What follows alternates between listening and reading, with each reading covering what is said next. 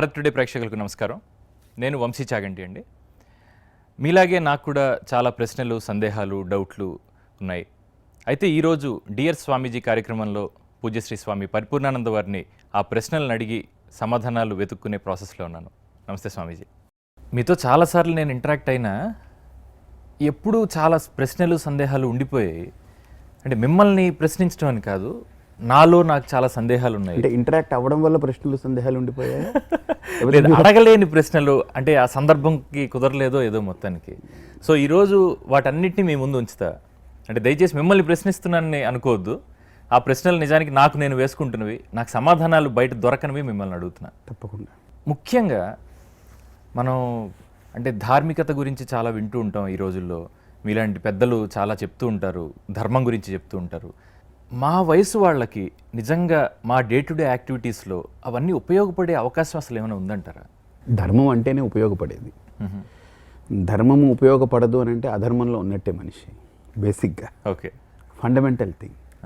అయితే ధర్మము అనేది మనం సరిగ్గా ఆలోచిస్తే మన పూర్వీకులు ఏమన్నారంటే 5000 సంవత్సరాల క్రితం ఉన్నది ఈరోజు పాటించడం ధర్మం అని చెప్పలేదు ఎక్కడ. దేశ, కాల, ప్రాంత గుణాలని అనుసరించి మారుతూ ఉంటుంది. ఎవరు ధర్మాన్ని ఎవరు డిసైడ్ చేస్తారు స్వామి? అంటే ధర్మాన్ని ఎవరో డిసైడ్ చేయడం కాదు, ఈ ప్రకృతి మనకు అందిస్తుంది ధర్మాన్ని. దాన్ని గుర్తించి మనకు చెప్తుంటారు. ఉదాహరణకు ఉగాది అనేటువంటిది మనకు ఒక పండుగ అనుకుంటాం. ఎగ్జాంపుల్, ఏ ఉగాదిని మనం చైత్రమాసంలో పాడ్యమి నాడు ఉగాదిని ఎందుకు పెట్టుకున్నాము? ఎవరో డిసైడ్ చేస్తే చైత్రమాసము పాడ్యమి ఉగాది అవ్వలేదు. చైత్రమాసం పాడ్యమి ఉగాది అనేటువంటిది ప్రకృతి ధర్మాన్ని మనకు ఆవిష్కరించింది. దాన్ని గుర్తించి మన వాళ్ళు దాన్ని ఆచరించమన్నారు. ఎందుకు ఉగాదిని ఆ రోజే చేసుకోమన్నారంటే, జనవరి 1 ఎందుకు చేసుకోమనంటే సృష్టి ఆరంభమైనటువంటి దానికి సంకేతాలు మనకు కనపడుతుంది. జనవరి ఆ ప్రాంతంలో చూస్తే చెట్లు తన యొక్క ఆకులన్నీ రాల్చేసుకుని మాడు మోనుగా నిలబడి ఉంటుంది. అదే వసంతకాలం వచ్చినప్పుడు, వసంత ఋతువు వచ్చినప్పుడు చెట్లలో లేలేత చిగురులు, పచ్చని బయళ్ళు, అప్పుడప్పుడే ధాన్యము తొడుగుతుంటుంది. అలాగనే మొగ్గ తొడుగుతుంది. ఎన్ని రకాలుగా మీరు చూస్తే ఒక ప్రకృతి అంతా కూడా అప్పుడప్పుడే బయటికి వికసిస్తూ, బయటికి పొడుచుకొచ్చి, బయటికి మనకు కనిపిస్తూ ఆవిష్కరింపబడుతుంది. అంటే ప్రారంభము అని అర్థం. అంటే ఉగాది ఒక ఎగ్జాంపులే తీసుకుంటే మనతో పాటు ఇంకొన్ని రాష్ట్రాల వరకు ఉగాదిని ఆ రోజున చేసుకోవటం మనం చూస్తూ ఉంటాం. కానీ వేరు ప్రాంతాల్లో, అంటే భారతదేశంలోని వేరు ప్రాంతాల్లో మళ్ళీ వాళ్ళకి వేరుగా వాళ్ళకి సంవత్సరం మొదలవుతూ ఉంటుంది కదా. అంటే నేను చెప్పాను కదా ఇందాక, ధర్మము అనేటువంటిది దేశ, కాల, ప్రాంతాలకి అనుగుణంగా ధర్మం అనేటువంటిది మారుతూ ఉంటుంది. ఇప్పుడు కేరళ అని తీసుకుంటే విషు అని చేస్తారు. మనం ఈ ఉగాది జరుపుకుంటాము, వాళ్ళు మనకు వాళ్ళకి ఒక 15 రోజులు తేడా ఉంటుంది. అలాగనే మనకు పంచాంగం అనేటువంటిది ఉత్తరాది వాళ్ళకి పంచాంగం ఏంటంటే మనకు అమావాస్యతో నెల పూర్తయిపోతే వాళ్ళకి పౌర్ణమితో పూర్తవుతుంది. సో ఈ పాటి చిన్న వ్యత్యాసాలని మనం ఏదో పెద్ద తేడాలు, పెద్ద భేదాలు అనుకోక్కర్లేదు. ఇవి పంచాంగాల్లో ఉన్నటువంటిది ఆయా దేశాలకి, కాలానికి అనుగుణమైనటువంటి అంశాలని తీసుకొచ్చారు. ఓకే, పండుగల గురించి ఏమన్నా ఇలాంటి డౌట్స్ ఉంటే మీలాంటి పెద్దవాళ్ళు చెప్పడానికి ఉంటారు. కానీ డే టు డే యాక్టివిటీస్లో క్లాషెస్ వస్తాయి. అంటే ధర్మం అన్న మాట మనం తీసుకుంటే ఒక పని దగ్గర ఒక సందర్భం ఏదో వస్తుంది. ఒక రకంగా చేస్తే స్నేహధర్మం అనిపిస్తుంది, ఇంకొక రకంగా చేస్తే వృత్తి ధర్మం అనిపిస్తుంది. అప్పుడు ఏది పాటించాలి? ఒకటి పాటిస్తే ఇంకొకటి పాటించే అవకాశాలు చాలా వరకు ఉండకపోవచ్చు. అలాంటి సందర్భాల్లో ఏది ధర్మం, మనం ఏది పాటించాలి అన్నది సామాన్య మానవుడికి ఎలా తెలుస్తుంది అసలు? ఇప్పుడు ఒక చిన్న ఎగ్జాంపుల్, మనం భోజనం చేస్తున్నాం. భోజనం చేస్తున్నప్పుడు భోజనం చేసేది మనమే. అప్పుడు నిద్ర వచ్చి భోజనం చేస్తూ నిద్రపోతామా మనం? లేదు. భోజనం చేసేసి చేతులు కడుక్కొని మనం వెళ్ళి మనం పడక మీద పడుకుంటాం. అంటే నిద్ర వచ్చింది నాకే, ఆకలి వేసినప్పుడు భోజనం చేయాలనిపించింది నాకే. కానీ అప్పుడు భోజనాన్ని పూర్తి చేయడం అప్పుడు ఆ తక్షణ ధర్మం అది. అంతేగాని భోజనం చేస్తూ నిద్రపోయాను అనుకోండి, ఇది నాకే అది నాకే కదా అనుకుంటే ఎలాగా? రెండూ నేను నెరవేర్చాలనుకుంటే ఎలాగా? రెండూ ఎప్పుడూ ఒక మనిషి నెరవేర్చలేడు. ఏ సమయంలో, ఏ సందర్భంలో ఏది చెయ్యడం ధర్మమో దాన్ని చెయ్యాలంతే. అది మనిషికి ఎలా తెలుస్తుంది అంటున్నాను నేను. ఒక్కటి చెప్తాను వంశీ, మనిషికి ఎవ్వరూ నేర్పక్కర్లేదు వంశీ. సత్యం ఏంటనంటే మనిషి తనలో తాను ఒక్కసారి చూసుకోగలిగితే తన లోపల తనకు గురువు అనేవాడు ఉన్నాడు. దీన్ని వినిపించుకోకపోవడం వల్లనే బయటకు ఒక గురువు కావాల్సి వస్తుంది మనకు. సరిగ్గా నువ్వు ఒక చిన్న మాట చెప్తాను, నీ జీవితంలో ఎప్పుడైనా నువ్వు రియలైజ్ అవుతావు, నీకు తెలుస్తుంది, నువ్వు ఒక మంచి పని చేసావనుకో, బయట వాళ్ళు ఎవరు నిన్ను పొగడక్కర్లే.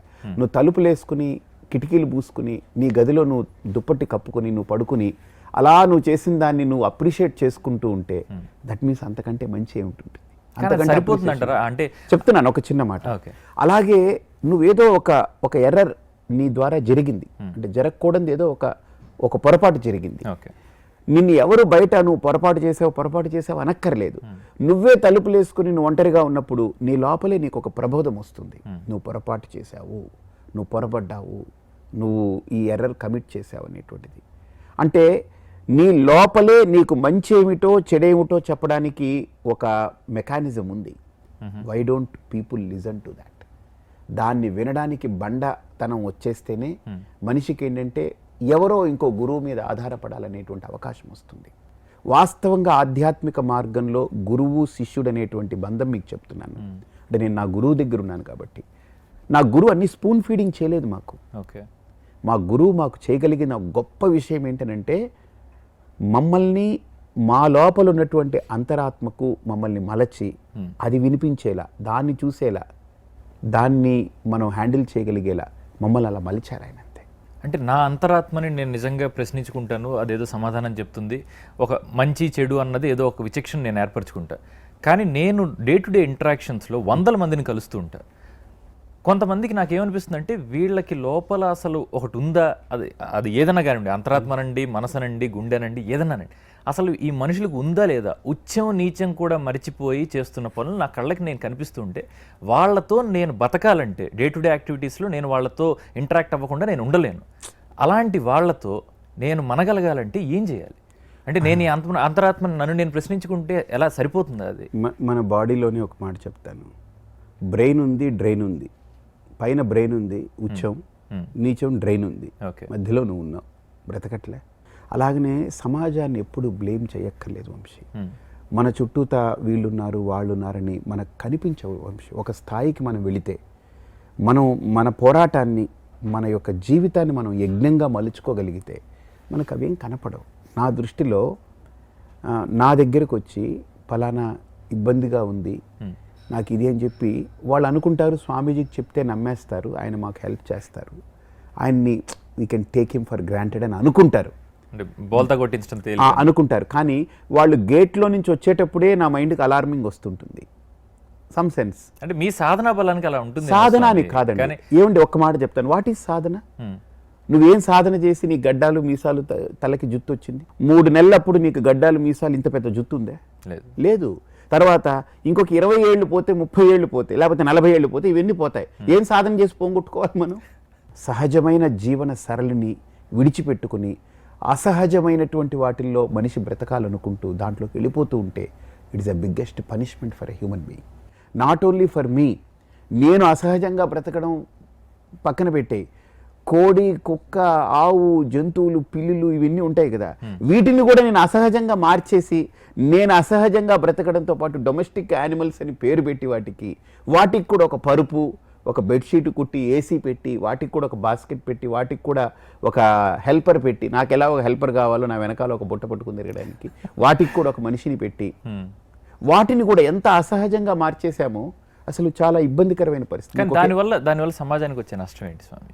ఈరోజు మనం మన యొక్క సౌకర్యాల కోసం మన చుట్టూతా ఎన్ని ఒక డిపెండెన్సీస్ పెంచుకుంటున్నాం, మనం ఎన్ని రకాల వసతుల్ని తయారు చేసుకుంటున్నాం, మనం బ్రతకాలి అనే దానికోసం ఎన్ని వసతులు తయారు చేసుకుంటున్నాం, ఇన్ని వసతుల్ని మార్కెటింగ్ చేసి మన మీదకి కుప్పిస్తున్నారు. అంటే ఈ రోజుల్లో కూడా ఆశ్రమవాసం చేయడం కరెక్ట్ కాదు. ఆశ్రమవాసం కాదు, మనిషికి ఒళ్ళు రుద్దుకుందానికి సబ్బు కావాలి, కానీ ఎన్ని రకాల సబ్బులు మనిషిని హారిఫై చేస్తున్నాయి.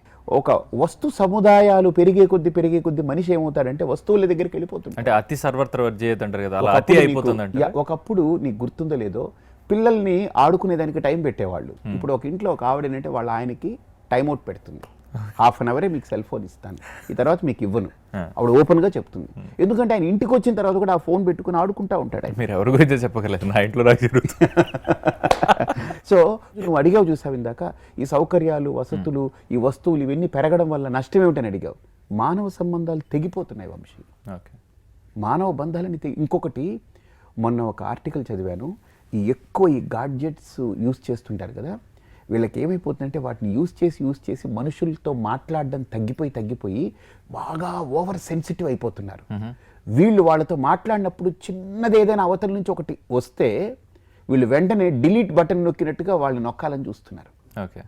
అంటే ఆ మనుషులతో అసలు లైఫ్లో ఇంక మళ్ళీ ఎంత దూరం ఫ్లేరప్ అయిపోతుందని అంటే, చిన్నది ఇష్యూ అంటే ఏమైపోతున్నారు మనిషి, బికాజ్ ఈ గాడ్జెట్స్ని యూజ్ చేసి వెరీ సెన్సిటివ్ అయిపోతున్నారు. దీని వెనక సైకాలజీ ఏంటంటే, ఈ గాడ్జెట్స్లో ఆడుతున్నారు కదా, బటన్స్ అన్ని వాళ్ళ కంట్రోల్లో ఉంటాయి. Okay. So they think everybody whom they handle also should be under their control. Okay. సమాజంలో మనకు వస్తువులు ఎంతవరకు వాడుకోవాలి అంతవరకు వాడుకోవాలి. స్వామీజీ, ఈ పరిస్థితుల్లో నేను ఒక మంచి పని అనుకుంటున్నా, ఓ పని చేస్తున్నా, వాల్మీకి రామాయణం చదువుతున్నా. మంచి పని అనుకోవడం ఏంటి, డౌట్ ఏంటి?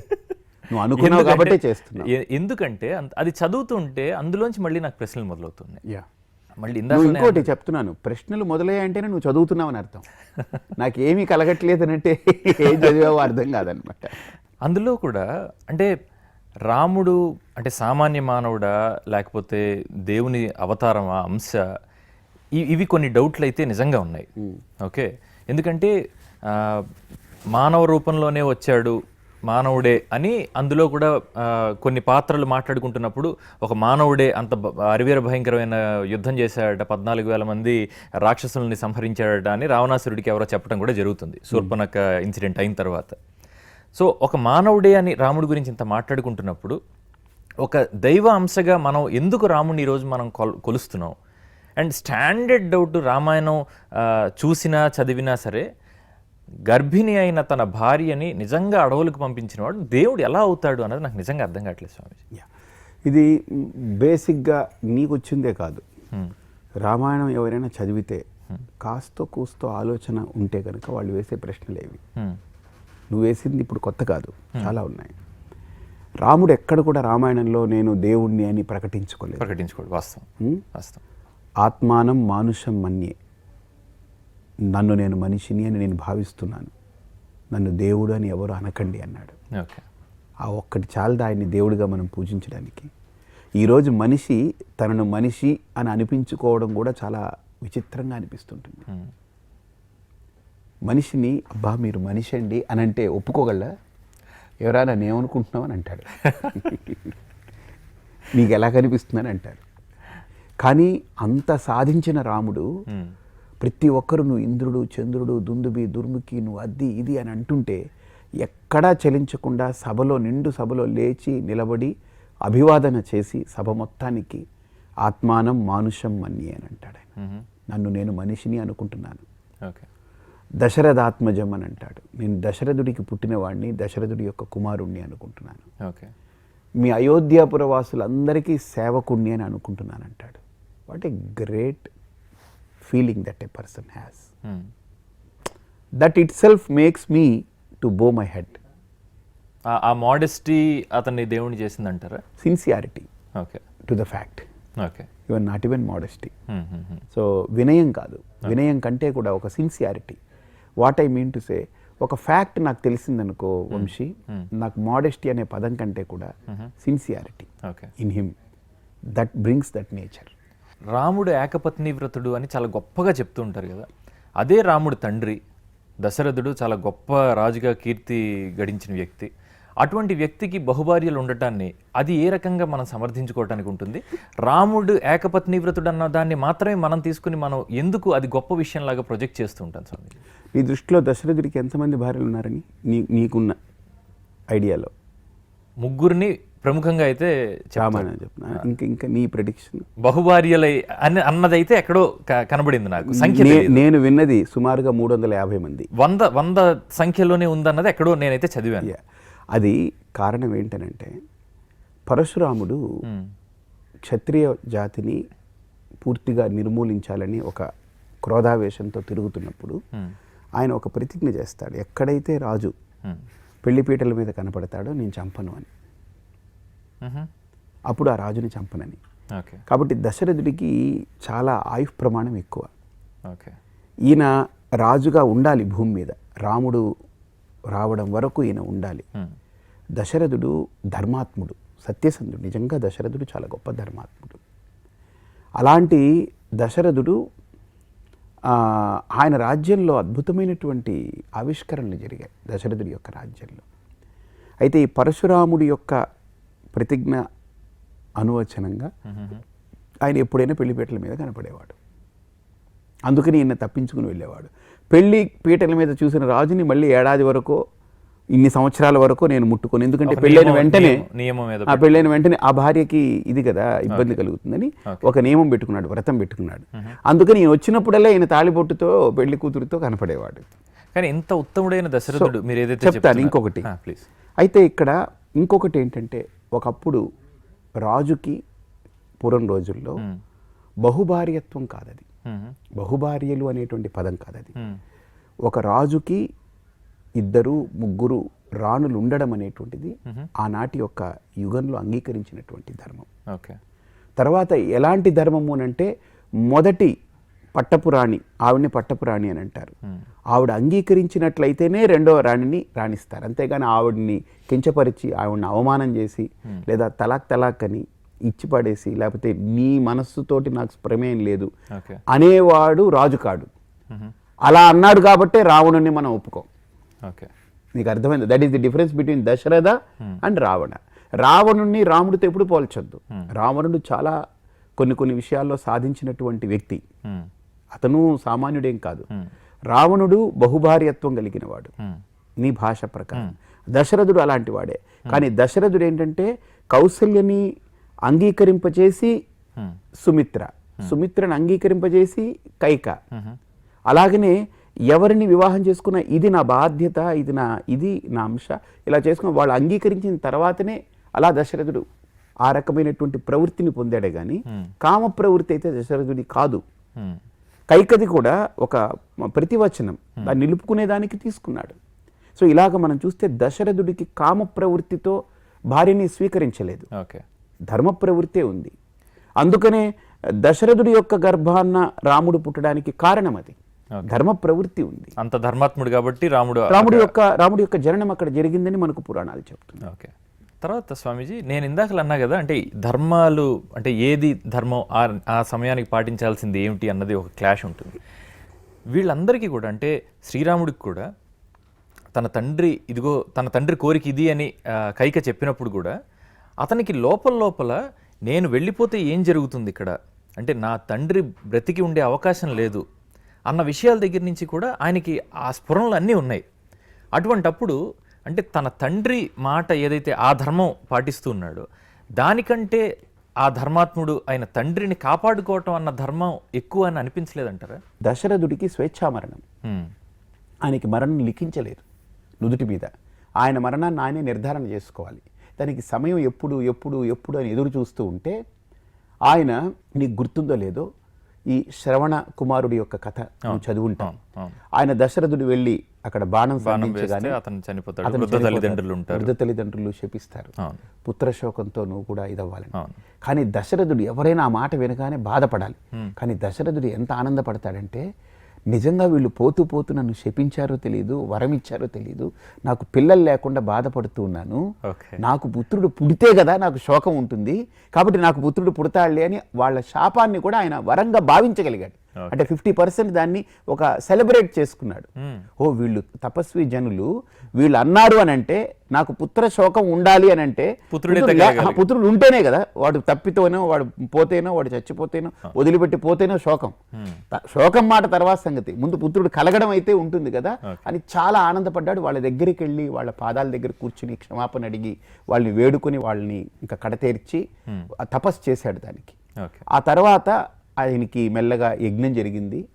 పుత్రుడు రాముడు, లక్ష్మణుడు, భరతుడు, శత్రుఘ్నుడు వీళ్ళందరూ పుట్టారు. ఇది అయింది ఈ కథ, ఇది అందరికీ తెలుసు. రాముడు పుట్టినప్పుడు వెంటనే అప్పుడు బ్రహ్మగారు కూర్చుని సరస్వతీదేవిని చెప్తారనమాట, అమ్మ ఇప్పుడు నువ్వు రాయవలసిన సమయం వచ్చింది. ఇప్పుడు దశరథుడు ఆయన యొక్క నిర్ణయాన్ని, కాల నిర్ణయాన్ని ఇప్పుడు చేయబోతున్నాడు. ఇప్పుడు రాసేయకపోతే ఇంకెప్పటికీ మనం రాయలేము, కాబట్టి నేను అప్పుడు రాయలేదు కాబట్టి ఇప్పుడు రాయవలసిన సమయం వచ్చిందని ఆయన చెప్తారు. అంటే వశిష్ఠుడు రాగానే ఇలాగ నీకు రాముడు పుట్టాడయ్యా అనగానే వెంటనే దశరథుడుండి, మహర్షి రాముడు అంటే నా ప్రాణం, నా ఆత్మ, నా సమస్తం, ఆత్మావై పుత్రనామాసి, రాముణ్ణి విడిచిపెట్టి నేను ఒక్క క్షణం ఉండలేను, రాముడు వదిలితే ఇంకా నా ప్రాణం లేనట్టే, అది నా ఆఖరి రోజు అని అంటాడు. అది రాసేస్తారు ఆ రోజు. ఓకే. సో రాముడు తనని విడిచిపెట్టి పోవడం అనేది తనకు మరణంతో సమానం. అంటే తనకు విధాత నిర్ణయం కూడా, ప్రతి మనిషి పుడితే దేనికి మ్యానుఫ్యాక్చరింగ్ డేట్ ఉందో ఎక్స్పైరీ డేట్ ఉండాలి. లేదా అది అలా పర్మనెంట్గా ఉందంటే ప్రాబ్లం అవుతుంది, దాన్ని వాడడం కూడా వాడవు, అంతే కదా. సో ఆ ప్రాసెస్లో దశరథుడికి ఎక్స్పైరీ డేట్ అనేటువంటిది రాముడు వెళితేనే జరుగుతుంది. ఇది ప్రకృతి ధర్మం. ఇది దశరథుడు కూడా డిపార్ట్ అవ్వాలి ఈ భూమి మీద నుంచి. He cannot stay back like that.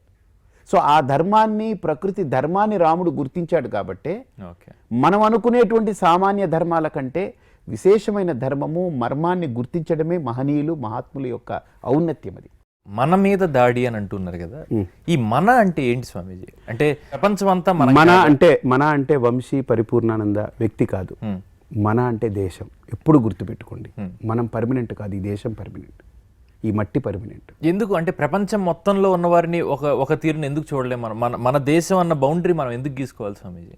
ఇది మనం గీసుకున్నది కాదు. ఒకప్పుడు అఖండ భారతం అని చెప్తుంటాం. ఇది ఎవరికి వాళ్ళు విడగొట్టుకుని ఆఖరికి మనకు మిగిల్చినటువంటి ముక్క కాశ్మీర్ తలకాయ, కన్యాకుమారి తోక, ఇటువైపు కటక్, ఇటువైపు అటక్ వరకు మనకు అప్పచెప్పింది. అది అంటే మీది ఇంతవరకే అని వాళ్ళు గీతలు గీసుకుంటే మనకు మిగిలింది. ఇప్పుడు నేను గీసుకోలే భారతదేశం మ్యాప్, అవతల వాళ్ళు మాకిది మాకిది మాకిది అని పట్టుకుపోతే ఆ మిగిలింది గీయబడింది అని అనుకుంటున్నాం, కానీ మనం గీసుకున్నది కాదు. నువ్వు ఒక వైట్ పేపర్ ఇస్తాను, నువ్వు దాంట్లో ఒక గీత గీసావనుకో, యువతల పక్కది మీరు ఎందుకు పెట్టుకున్నారని నువ్వు నన్ను అడిగితే అది నీ పొరపాటు. అది నువ్వు గీసుకుని నువ్వు అవతల పెట్టుకుంటున్నావు కాబట్టి ఇది యువతలది. ఓహో ఇది రాదా నువ్వు చెప్తే. ఆ గీతలో కూడా మళ్ళీ మనం రాష్ట్రాలను గీతలు గీసుకున్నాం, ఆ రాష్ట్రాల్లో మళ్ళీ మనం జిల్లాలు అనుకుంటాం. ఇలా మనం ఇంకా లోపలికి వెళ్ళిపోవట్లేదా? ఏదో సంకుచితంగా అయిపోతున్నట్టు అనిపించట్లేదా? ఒకప్పుడు మనది రాజరిక వ్యవస్థలో ఉన్నప్పుడు ప్రతిదీ రాజ్యంగా పిలువబడేది. ఓకే. ఒకటే భూమి అయినప్పటికీ కూడా రాజ్యంగా పిలువబడేది. ఓకే. ఆ రాజ్యంలో మీకు ఒక చిన్న ఎగ్జాంపుల్ చెప్పాలంటే, ఇప్పుడు నీ ఇల్లు ఉంది, అవునా? నీ ఇంట్లో బెడ్రూమ్ ఉంది, మీ అమ్మగారు ఉంటే వాళ్ళకు ఒక బెడ్రూమ్ ఉంటుంది, గెస్ట్ వస్తే వాళ్ళకు ఒక బెడ్రూము, కిచెన్కి ఒక రూము, టాయిలెట్కి ఒక రూము, డైనింగ్ రూము, పిల్లలకి ఒక స్టడీ రూము. ఈయనెందుకు అంతా మనదే అన్నప్పుడు ఒకటే చెత్త కింద ఒకటే పెట్టేయచ్చు కదా. దాడి కాదు, వాస్తవం. ఎలాగైతే నీ యొక్క సౌలభ్యం కొరకు నువ్వు కొన్ని ఏర్పాట్లు చేసుకుంటున్నావో, ఆనాడు రాజ్యము కూడా సుభిక్షంగా ఉండడానికి చిన్న చిన్న రాజ్యాలుగా ఏర్పడిపోయి ఒకటే రాజ్యాన్ని అందరూ విస్తారంగా, అప్పట్లో కమ్యూనికేషన్స్ లేవు. ఇప్పుడంటే ఢిల్లీలో ఏం జరుగుతుంది, ఇక్కడికి మనకు జరిగిన క్షణాల మీదనే అప్పటికప్పుడే, ఏం క్షణం కూడా కాదు, అక్కడ జరుగుతుందంటే ఇక్కడ లైవ్ తెలిసిపోతుంది. ఆ రోజుల్లో ఈ ఫెసిలిటీస్ లేవు, కమ్యూనికేషన్స్ లేవు. కాబట్టి ఈ దేశము, ఈ భూమి, వీటన్నిటిని పరిపాలించడానికి యోగ్యంగా చిన్న చిన్న రాజ్యాలు ఏర్పడ్డాయి, అంటే ఫెసిలిటీ కోసం. సో ఆనాడు ఏర్పడ్డటువంటి రాజ్యాలు అవి. ఈనాడు అవి రాష్ట్రాలుగా మార్చబడ్డాయి. నువ్వు గమనిస్తే సర్దార్ వల్లభాయ్ పటేల్ కింద అప్పుడున్నటువంటి ఎన్నో ఆస్థానాలు అవి ఇవి ఉండేవని అంటారు కదా, అవన్నిటిని మార్చి మళ్ళీ రాష్ట్రాలుగా తీసుకొచ్చి ఈరోజు వాటన్నిటిని తయారు చేసి పెట్టబడ్డటువంటి ఈ విభాగం అనేటువంటిది for kind of administrative facility. అది లేకపోతే అడ్మినిస్ట్రేషన్ అనేది మొత్తం ఒకటిగా ఉంటే క్లమ్జీనెస్ అంతటికి కలిపి. ఇప్పుడు ఇండియాలో 670 జిల్లాలు ఉన్నాయి. 670 జిల్లాలని ఒకటే ఇండియాగా చేస్తే ఒకటే కలెక్టర్ ఉంటాడు. ఒక్క జిల్లాకు ఒక కలెక్టర్కే ఉన్న వెంట్రుకలు ఊడిపోతున్నాయి పాపం. అలాంటిది మొత్తం ఇండియాలో 670కి కలిపి ఒకటే కలెక్టర్ అయితే ఎవడు రాడా పోస్ట్కి, వాడు దండం పెట్టి పారిపోతాడు. అంటే పరిపాలనా సౌలభ్యం కోసం అవన్నీ జరుగుతాయి. అడ్మినిస్ట్రేటివ్ ఇది పరిపాలనా సౌలభ్యం అనొచ్చు, లేకపోతే ఇక ఒక సోషల్ దాని యొక్క ఇది. తర్వాత రెండోది కూడా నువ్వు గమనించాల్సింది, విభిన్నమైన సంస్కృతులు ఉన్నాయి. ఇప్పుడు తెలంగాణలో సమ్మక్క, సారక్క, బోనాలు, బతుకమ్మ ఇవన్నీ ఉన్నాయి. ఇదే భాష, తెలుగు భాష ఉన్నటువంటి ఆంధ్రాలో సమ్మక్క, సారక్క లేదు, బోనాలు లేదు, బతుకమ్మ లేదు. ఎందుకు అని అంటే ఈ ప్రాంతంలో ఉన్నటువంటి ఆచారం అది. అందుకని నేను మొదట్లో చెప్పాను, దేశము, కాలము, ప్రాంతము వీటికి తగ్గ భేదం ఎప్పుడు ఉంటుంది. ఇప్పుడు కాశ్మీర్లో ఉన్న టైం మనకు టైంకి పోల్చి చూస్తే కొన్ని నిమిషాలు తేడా ఉంటాయి. ఇప్పుడు అమెరికాకి నీకు టైం పోల్చి చూస్తే 12 గంటలు తేడా ఉంటుంది. ఇప్పుడు వాళ్ళకి పక్క రాత్రి, మనకు పట్ట పగలు. కాబట్టి దేశము, కాలము, ప్రాంతము, ఆచారాలు, పద్ధతులు, అవన్నీ భాష, ఆ సంస్కృతి యొక్క వైలక్షణ్యాలు చాలా ఉంటాయి. వాటికి అనుగుణంగా ఏర్పడ్డటువంటిదే ఈ మన అనేటువంటిది. కానీ ఇన్ని మనలు కలిపిన భారతం మాత్రం ఒకటే. అంటే మనం సాటి భారతీయుణ్ణి, ఒక అమెరికన్ని, ఇద్దరిని సోదరభావంతో ఒకే రకంగా చూడటం సాధ్యం కాదంటారు. మన వేదం ఘోషించింది, కృణ్వంతు సర్వే అమృతస్య పుత్రాహ. అంటే ఈ భూమి మీద పుట్టిన ప్రతి మనిషి భగవంతుడి యొక్క అనుగ్రహము, భగవంతుడి యొక్క అంశ అని చెప్పింది. మనుర్భవ జనయా దైవ్యం జనం.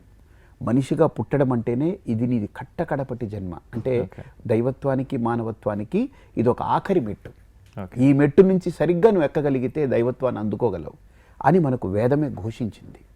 కాబట్టి మనం ఎప్పుడూ కూడా వసుదైక కుటుంబకం అని చెప్పింది. ఉదార చరితానాంతు వసుదైక కుటుంబకం. ఈ భూమి అంతా కూడా ఒక గొడుగు లాంటిది. దాని క్రింద భగవంతుడి యొక్క ఛత్రం కింద మనందరం ఉన్నాం. కాబట్టి మనందరం ఒకటి అనేటువంటి భావన, భావుకత వేదం ఎప్పుడూ ఘోషిస్తూ ఉంటుంది. ఇది వేరు, అది వేరని ఎక్కడ చెప్పదు.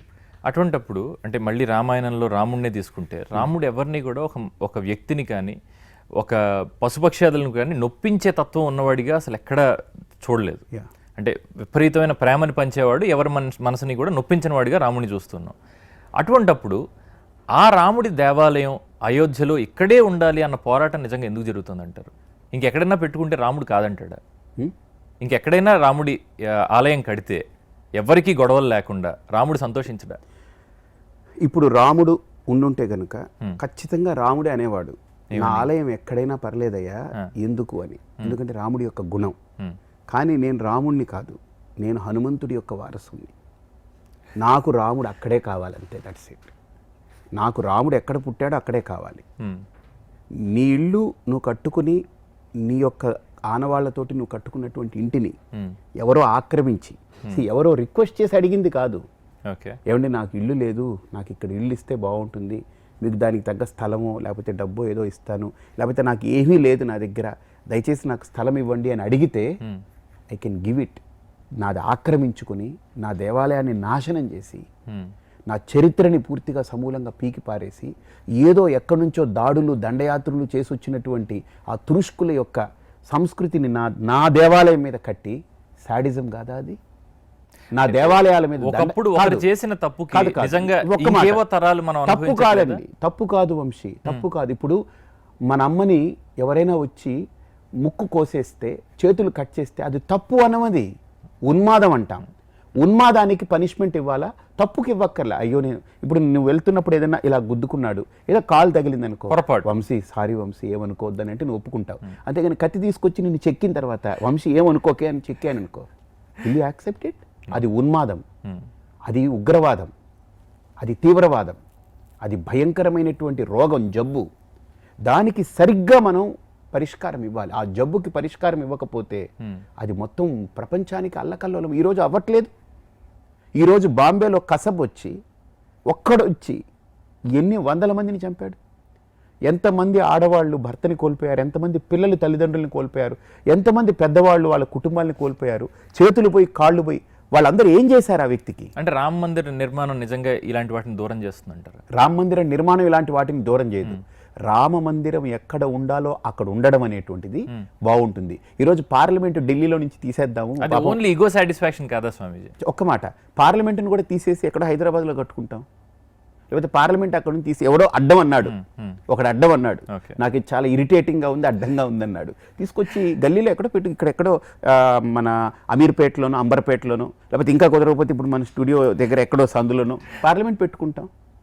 పార్లమెంట్ అనేది 120 కోట్ల మంది యొక్క ఆత్మాభిమానానికి సంకేతం.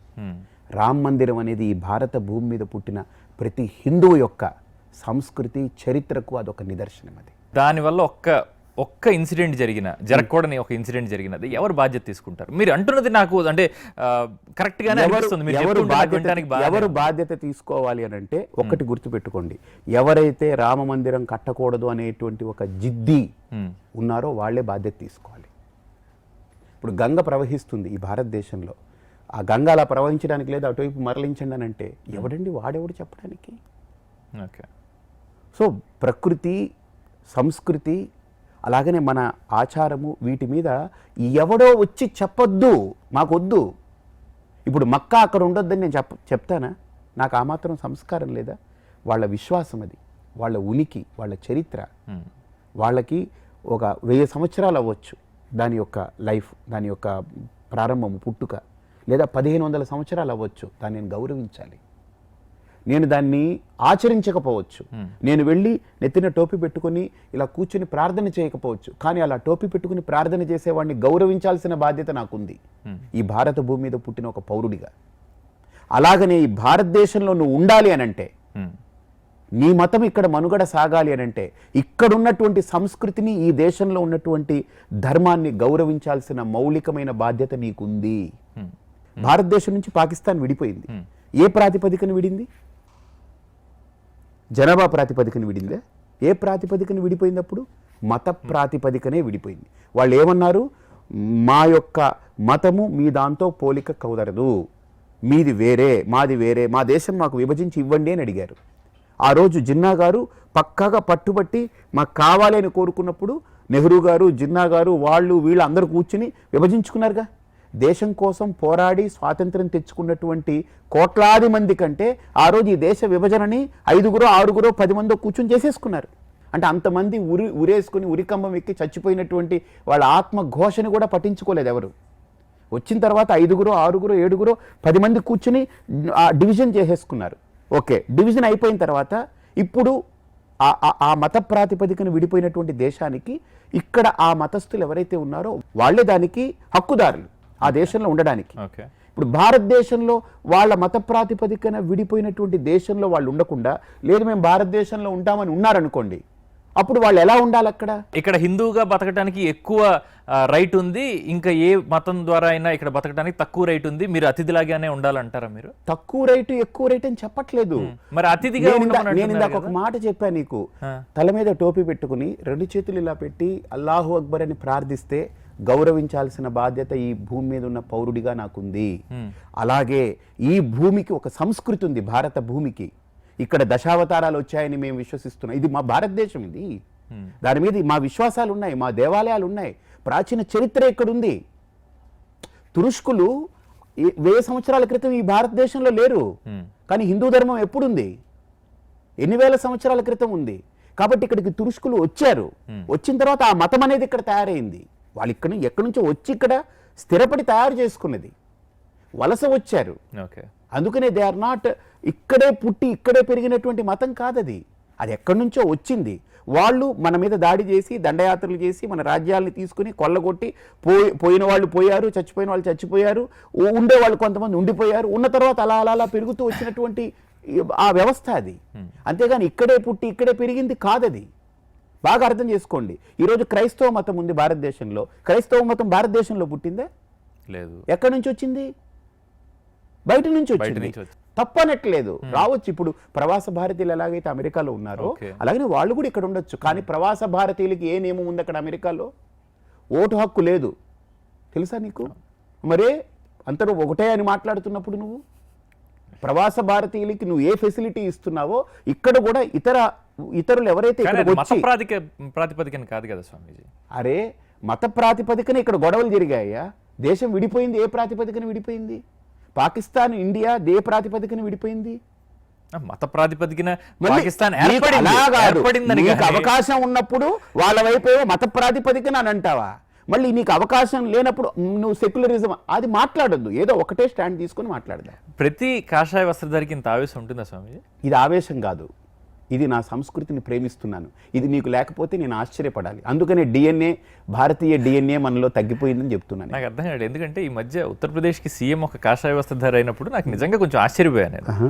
అంటే బీజేపీ ఎంతో కొంత అందరినీ కొంచెం సాటిస్ఫై చేసే ఒక మనిషిని ఏమైనా పెట్టడం జరుగుతుందేమో 2019 ఎలక్షన్స్ అందరినీ సాటిస్ఫై చేయడం అంటే వాడికి ఏం చేతగాని వాడని అర్థం. నువ్వు మీ ఇంట్లో మీ భార్య, మీ అమ్మ, మీ అమ్మాయి ముగ్గురున్నారు అంటే నిన్ను కన్న తల్లి, నీతో జీవితాన్ని పంచుకునే భార్య, నీ కడుపున పుట్టిన బిడ్డ, ఈ ముగ్గురిని నువ్వు ఏకకాలంలో అన్ని రకాలుగా అన్ని రంగాలుగా సాటిస్ఫై చేయగలవా? వాస్తవం ఏ ఇంపాసిబుల్. నువ్వు ముగ్గురినే సాటిస్ఫై చేయలేకపోతున్నావు అంటే ఇవారు సమర్థుడివి. ముగ్గురిని సాటిస్ఫై చేసేసావనంటే నువ్వేం చేతగాని వాడు అని అర్థం. అంటే ఈ ముగ్గురిది పట్టించుకోకుండా వాళ్ళు ముగ్గురు ఏదో పడతారులే అని వదిలేసావనుకో, నువ్వు చేతగాని వాడు అని అర్థం. అంటే పూర్తి స్థాయి హిందూ రాష్ట్రాలుగా అయిపోవా? నాకు డౌట్ ఉంది. అయిపోవడమే కావాలా? ప్రెసిడెంట్ ఆఫ్ ఇండియా ఆయన స్పీచ్ ఇచ్చిన తర్వాత జై హింద్ అంటాడు ఆయన. అంటే ఏమని అర్థం? అంటే హిందువులకి మాత్రమే జై, హిందూకి జై, బాకీ లోంకో నయ్యనే. ఇది ఈ దేశం హిందూస్థాన్ అని మనం చెప్పలే. తురుష్కులు మొఘలాయులు దండయాత్ర చేసి వచ్చిన తర్వాత వాళ్ళు చెప్పింది ఇది హిందూస్థాన్ అని. ఓకే. మీకు ఇంకోటి చెప్పనా, మొన్న ఈ మధ్య ఇక్కడ ఉన్నటువంటి ఓవైసీ గారు భారత్ మాతాకి జై అనను హిందూస్థాన్ జిందాబాద్ అంటానంటాడు. ఓకే. మరి ఆయన రాసింది అది. ఓకే. అరే ఇది హిందూస్థాన్ అని మనం చెప్పట్లేదు, ఇది తురుష్కులు మొఘలాయులు వాళ్ళు వీళ్ళు వచ్చిన తర్వాత దీన్ని వాళ్ళు చెప్పింది అది. అంటే ఇక్కడ ఉన్నదనుకో సింధు నాగరికత, ఇక్కడ ఉన్నటువంటి నాగరికత, ఇక్కడ ఉన్నటువంటి వాటిని వాళ్ళు గుర్తించారు. దీన్ని ఇది హిందూస్థాన్ అని వాళ్ళు కూడా అంగీకరించారు దీన్ని. ఇదేదో మనం కొత్తగా పెట్టుకునేది కాదు. అందుకనే ఇక్కడ కూడా మనం ఏం పెట్టుకున్నామంటే ఇండియా దట్ ఈస్ భారత్ అని పెట్టారు. ఎందుకు దట్ ఈస్ భారత్ ఏంటి? What is India? What is the existence for India? Britishers ఇచ్చిన ఎగ్జిస్టెన్స్ ఇండియాకి, కానీ బ్రిటిషర్స్ ముందున్న పేరేంటిది? హిందుస్థాన్ అని. ఈ రోజు నేను వచ్చి నిన్ను మామూలుగా బాబు అని అంటాను, నాకు ఇష్టమై నిన్ను బాబు అని అంటాను, నీ పేరు బాబు అయిపోతుందే? మీ అమ్మ పెట్టిన పేరే నీ పేరు. అలాగనే నాకు ఈ దేశానికి ఒక పేరుంది. బ్రిటిషర్లు వాళ్ళేదో ఇష్టం వచ్చినట్టు పిలుచుకుని వెళ్ళిపోయినప్పుడు మనకి ఈ పేరు పెట్టిపోతే ఆ పేరు నా పేరు కాదు. అది మొద్దు పేరో ముద్దు పేరో నాకు అనవసరం. నా పేరు, ఈ దేశానికి పేరు భారత్. ఎలాగా ప్రమాణం అంటాము? భగవద్గీతలో భారత అని చెప్పింది. అర్జునుణ్ణి భారత భారత అని సంబోధించాడు. రామాయణంలో భారత శబ్దం సంబోధించాడు, భరత శ్రేష్ఠ అన్నాడు. కాబట్టి నా పురాణాలు, నా వేదాలు, నా ఉపనిషత్తులు, నా వాంగ్మయాలు పుట్టింది ఈ దేశం మీద, ఈ గడ్డ మీద. దాంట్లో పుట్టినటువంటి ఈ వాంగ్మయాలు నాకు చెప్పింది ఈ దేశం యొక్క పేరు. నేను భారతీయుణ్ణి, నేను ఇండియన్ అనేటువంటిది తర్వాత సంగతి, నేను భారతీయుణ్ణి. కాబట్టి నాకు స్పష్టంగా ఉంది.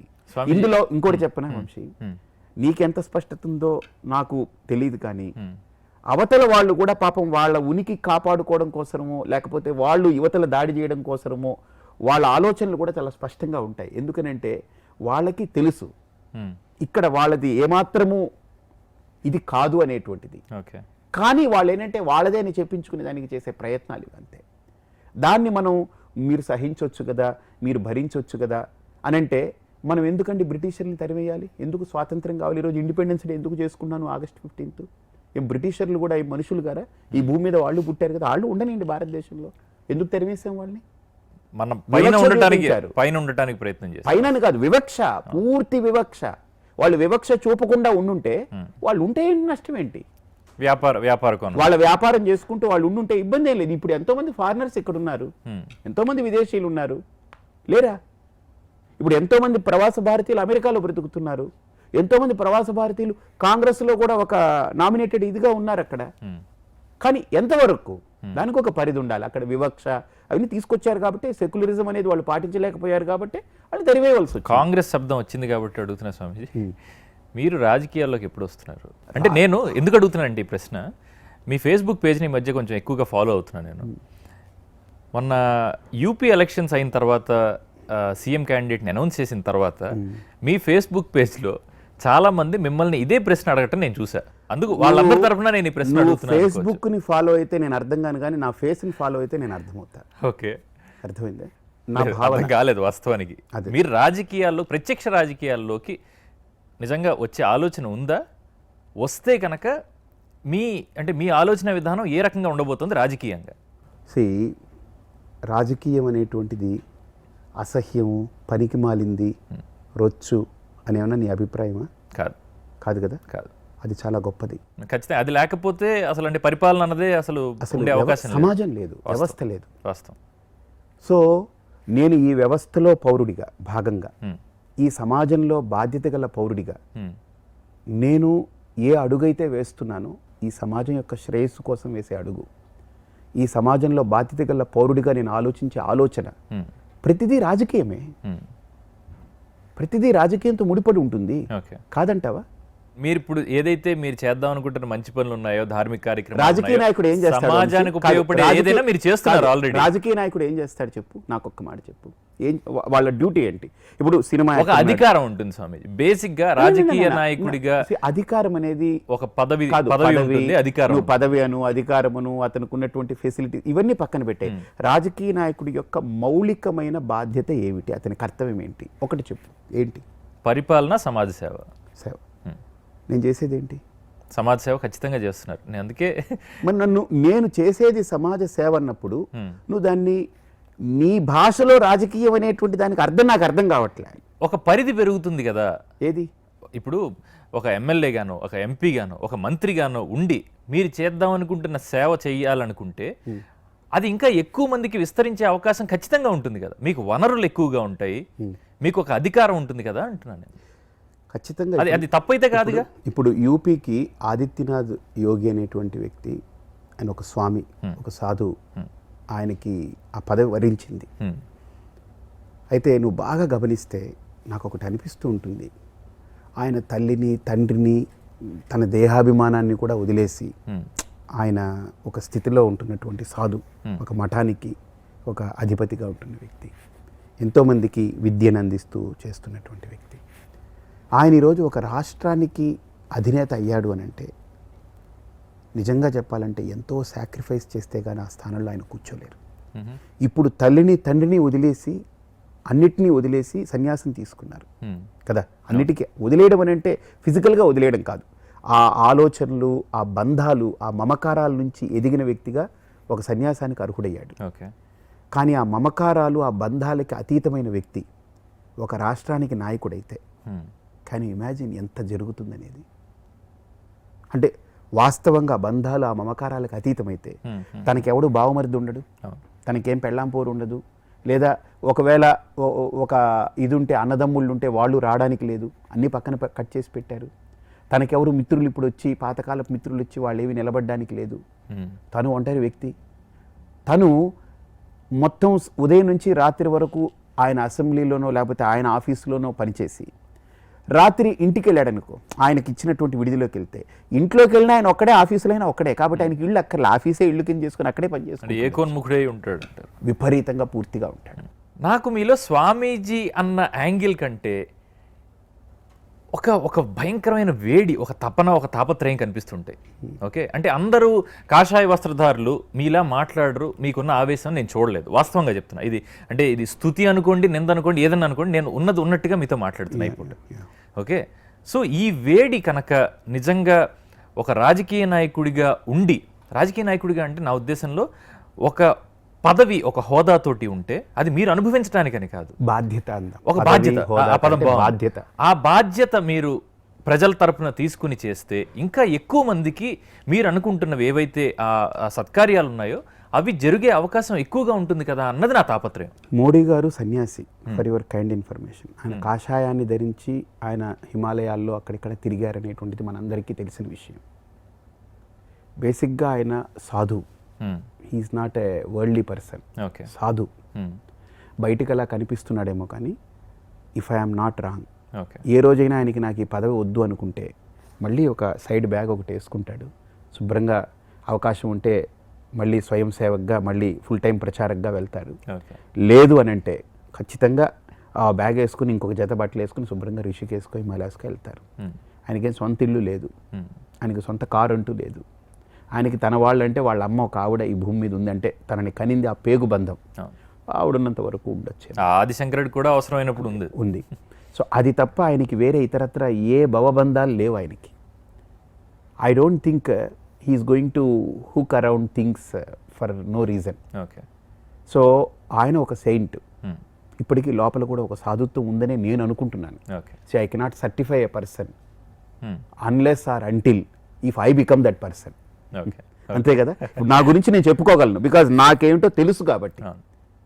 సో నేను నీ గురించి ఎంత నాకు తెలిసినా కూడా I cannot certify it because I don't know what you are unless or until I become Vamshi. So కాబట్టి ఇప్పుడు ఆదిత్య యోగి ఉన్నారు, ఆదిత్యనాథ్ యోగి. ఆయన అంతే, ఆయనకు అక్కర్లేదు పదవి అనుకుంటే దిగిపోయి శుభ్రంగా ఒక బ్యాగ్ వేసుకుని మళ్ళీ ఆయన మఠంలో కూర్చుంటారు. మఠంలో కూడా నాకు ఎందుకు తలపోటుకుంటే శుభ్రంగా హిమాలయాలకు వెళ్తారు. కానీ ఏ రాజకీయ నాయకుడు వద్దనుకుని దిగిపోయి ఏ ఆశ్రమాలకి వెళ్ళిపోరు, ఎక్కడికి వెళ్ళిపోలేరు, మళ్ళీ ఇంట్లోనే ఉండాలి. 30 ఏళ్ల క్రితం పరిపూర్ణానంద అవుతానని నాకే తెలియదు. సో నాకు తెలియకుండా జరిగే దాని మీద నా ప్రమేయం లేదు. అలాగనే రేపు ఏది జరిగినా నేను దేనికి కంగారు పడిపోను. నా దగ్గర ఉన్న భగవంతుడు ఇచ్చిన ఒక గొప్ప నేచర్ ఏంటంటే ఏది రాని ఏది పోని నేను దేనికి కంగారు పడను. ఏది ఉన్నా ఇది ఈరోజు ఉంది, దట్స్ ఇట్. ఈరోజు నాకు ఇవ్వబడింది, ఇది నాకు ఉంది, లెట్ మీ డూ దాట్, అంతే.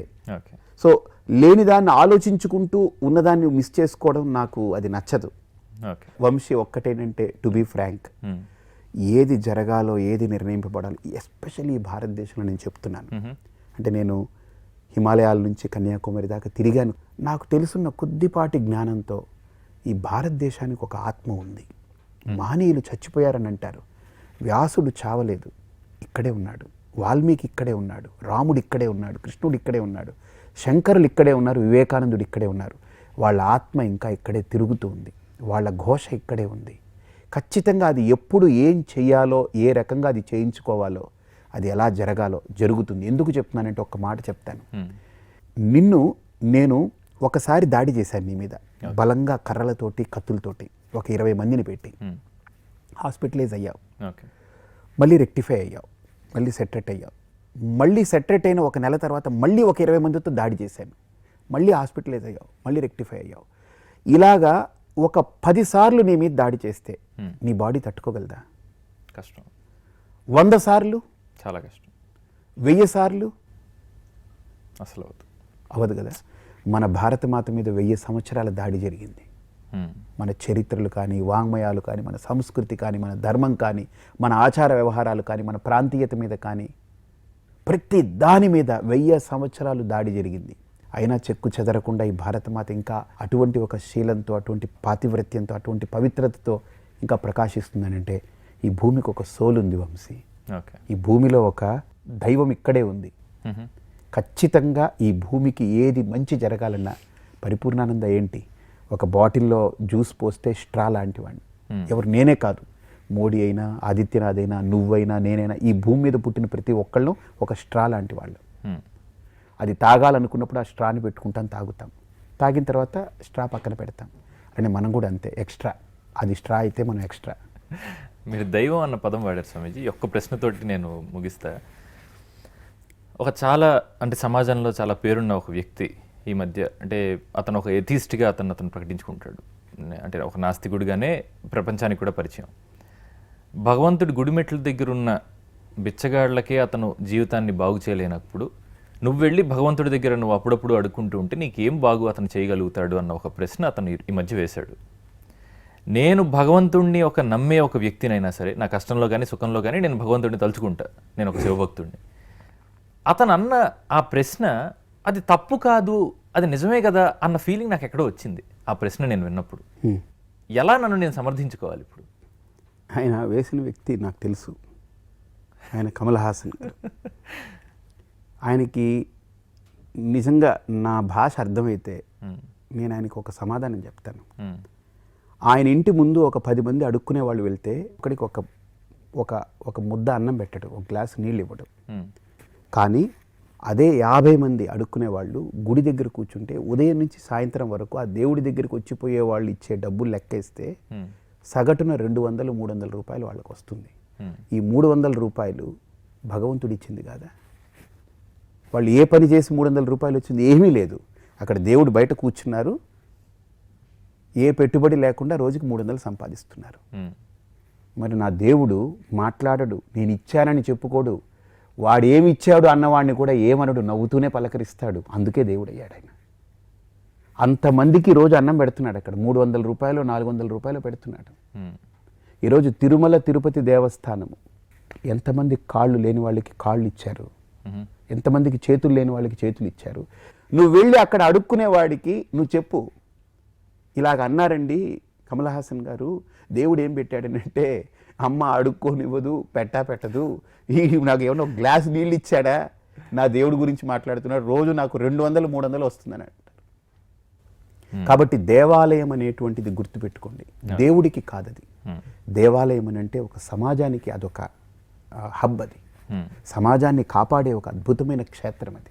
ఈ నాస్తికులందరికీ ఉదయం నుంచి సాయంత్రం వరకు కనపడ్డ వాళ్ళందరికీ నీకు తెలుసా దేవుడు అంటావా, నీకు తెలుసా నువ్వు ఎందుకు వెళ్తున్నావా దేవుడి దగ్గరికి, అసలు దేవుడు అనేవాడు ఉన్నాడా, దేవుడి గురించి ఉదయం నుంచి రాత్రి వరకు నిద్రపోయే వరకు ఆలోచించేది నాస్తికుడే. నేను కూడా అంటుంటాను, కోవెలలో, గంగానది రేవులలో, రామకోటి రేఖలలో మాత్రమే లేడు, యవ్వాని మది శుద్ధి కలదో అచ్చటనూ కలడు ఆ పరమాత్మ అని. అంటే గంగానది ఎంత స్వచ్ఛంగా ఉందో, రామకోటి ఎంత గొప్పదో, కోవెల ఎంత పవిత్రమైందో, నీ హృదయం కూడా అంత గొప్పగా ఉంచుకోవయ్యా. దేవుడు ఉన్నాడని గుర్తించు. నీ లోపల దేవుడు లోపల ఉన్నాడు అని అంటే ఎలా అయితే క్లీన్ చేస్తామో, ఒక మంత్రి మన వీధిలోకి వస్తున్నాడంటే మొత్తం క్లీన్ చేసి అన్నీ ముగ్గులేసి అవేసి వేసి అంతా ఎలా క్లీన్ చేస్తారో, జస్ట్ ఒక మంత్రి 5 ఏళ్ళు ఉంటాడో ఊడిపోతాడో తెలియదు, ఆయన వస్తుంటేనే అంత వ్యవస్థ చేస్తాం కదా. అండపిండ బ్రహ్మాండాలకి అధినేత అయిన ఆ పరమాత్ముడు నా హృదయంలో ఉన్నాడు అనుకుంటే ఆ హృదయాన్ని క్లీన్ చేసుకుంటాం మనం. కాబట్టి ఆ ప్యూరిటీ ఉన్న చోట, ట్రాంక్విలిటీ ఉన్న చోట ఈ ప్రశ్నలు రావండి.